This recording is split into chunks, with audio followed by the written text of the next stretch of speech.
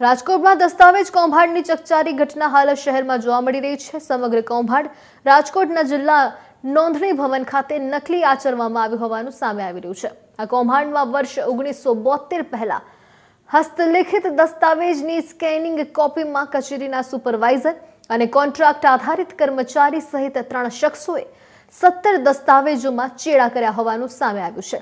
આ ગુનાહિત બનાવમાં પોલીસે સૌપ્રથમ જયદીપ ઝાલાની ધરપકડ કરી હતી।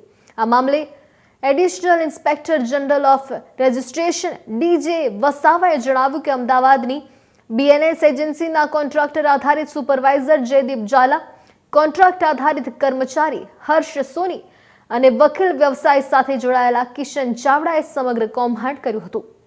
જે બાદ કહી શકાય કે નગર પોલીસે કોન્ટ્રાક્ટર જયદીપ ઝાલાની ધરપકડ કરી છે। ઉપરાંત બાદમાં પોલીસે અન્ય આરોપી વિશે માહિતી મળતા સમગ્ર કૌભાંડમાં મુખ્ય સૂત્રધાર હર્ષ સોની છે ત્યારે સામે આવ્યું છે। ત્યારે હર્ષ સોનીના ઘરે પોલીસે રેડ કરતા દસ્તાવેજ સાથે ચેડા કરનાર સાધન સામગ્રી પણ મળી આવ્યા હતા અને ત્યારે રાજકોટ પોલીસને મોટી સફળતા મળી છે।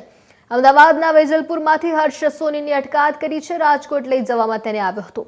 આ સંદર્ભે ડીસીપી ઝોન 2 જગદીશ બાગરવાલે ખાસ વધુમાં જણાવ્યું હતું કે દસ્તાવેજ કૌભાંડનો મુખ્ય સૂત્રધાર હર્ષ સોની છે। ઉપરાંત વાત કરીએ ખાસ આ અમદાવાદના વેજલપુરથી આરોપીની અટકાયત કરાઈ છે।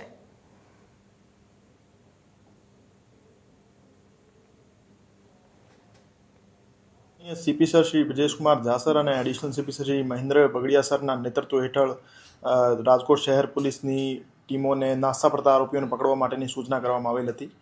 એના અનુસંધાને ગઈકાલે પ્રનગર પોલીસ દ્વારા જે બોગસ દસ્તાવેજનો સબ રજિસ્ટ્રાર કચેરીમાં કેસ દાખલ થયેલ હતો એનો મુખ્ય સૂત્રધાર આરોપી જે હર્ષ ભરતભાઈ સોની હતો એ અમદાવાદના વેજલપુર વિસ્તારમાંથી એમની ધરપકડ કરવામાં આવી છે અને હાલ આરોપી પોલીસ રિમાન્ડ ઉપર છે અને એમની પૂછપરછ ચાલી રહી છે।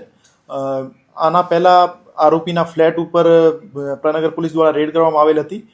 ત્યાંથી એમને ફ્લેટ ઉપરથી ઘણા બધા બોગસ દસ્તાવેજ, સબ રજિસ્ટ્રાર કચેરીના મૂળ દસ્તાવેજના ફાળેલા પાના અને ખોટી સહીઓ અને ખોટા રબર સ્ટામ્પ બનાવવાની મશીન વગેરે વસ્તુઓ મળી હતી।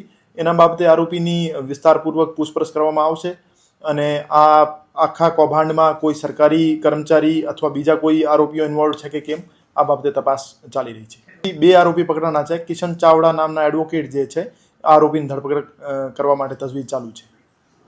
માહિતી જે મળેલ છે આ મુજબ આરોપી હર્ષ સોની જે છે આ આખા કૌભાંડનો મુખ્ય સૂત્રધાર હતો અને આ જ સબ રજિસ્ટ્રાર કચેરીમાંથી જે ડોક્યુમેન્ટ સાથે ચેડા કરવામાં મુખ્ય ભૂમિકા એમની જ હતી।